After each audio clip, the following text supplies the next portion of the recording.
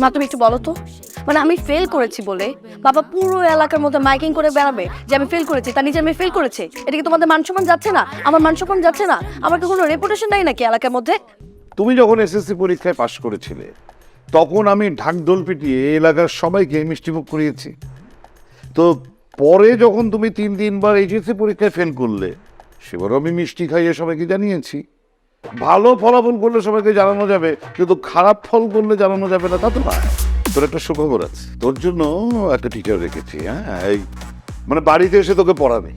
আশ্চর্য বাবা, মানে এখন কি আমার টিচার কাছে পড়ার মতো বয়স আছে নাকি? আমি 2 দিন পর মানুষদেরকে পড়াবো, টিচার রেখেছো মানে? এটা কোন ধরনের কথা? এত ব্যাংকটের চিন্তা কেন করেছো? আমার যা পড়ার আমি তো পড়ে আসি, আর আমি 3 বার ফেল করেছি, আমি যথেষ্ট পরিমাণ জানি। এখন এমনিতে আমি বই খাতা এনে তো আমি বলে দিতে পারবো চোখ বন্ধ করে, আমার আর পড়াশোনার দরকার নেই, কোনো টিচার মিচার লাগবে না তো। আর ওদের একটা হয়েছে, মানে ফেল করার জন্য যেমন কোনো বয়স লাগে না, সেরকম ঘরে টিচার রাখার জন্য কোনো বয়সের প্রয়োজন নেই। প্রয়োজন হচ্ছে পাশ করা। আর যে ছেলেটিকে রেখেছি না, অত্যন্ত মেধাবী, দারুণ ব্রিলিয়ান্ট, অনেক ছেলের মধ্য থেকে আমি ওকে নির্বাচন করেছি এবং আমি শিওর ও তোকে ঠিক জায়গায় নিয়ে যাবে। মানে এবার দেখবি তোর ফেল করা ঠেকায় কি। মানে না মানে ভুল বলে ফেলেছি, মানে তোর পাশ করা ঠেকায় কে। যা ব্রিলিয়ান্ট টিচার না। মানে কে এই স্যারটা? কে, নাম কি?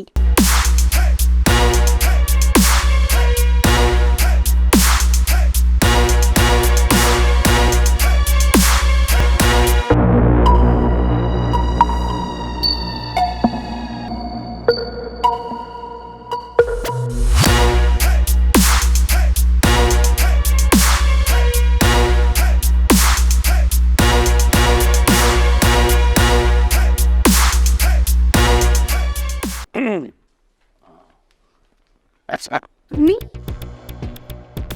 আপনি তুই কি আগে থেকেই চিনতি, মানে জানাশোনা ছিল? হ্যাঁ চিনি, মানে না কেন চিনবো? ওনাকে তো আমি প্রথম দেখলাম এই পৃথিবীতে। উনি তোকে এখন থেকে পড়াবে। হ্যাঁ,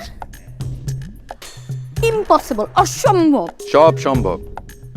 আমার কাছে অসম্ভব বলে কিচ্ছু নেই। আজ থেকে আমি তোমার টিচার। সালাম দাও। বলেছি আমি তোমার টিচার, আমাকে সালাম দাও। সালাম কই? আসসালামু আলাইকুম টিচার। ওয়ালাইকুম আসসালাম। গুড।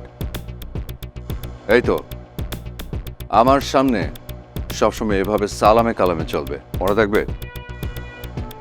আমি কিন্তু সব নিতে পারি, কিন্তু বেয়াদবি একদম নিতে পারি না। সো নো বেয়াদবি, মনে থাকবে। মনে গেছে টিচার? গুড।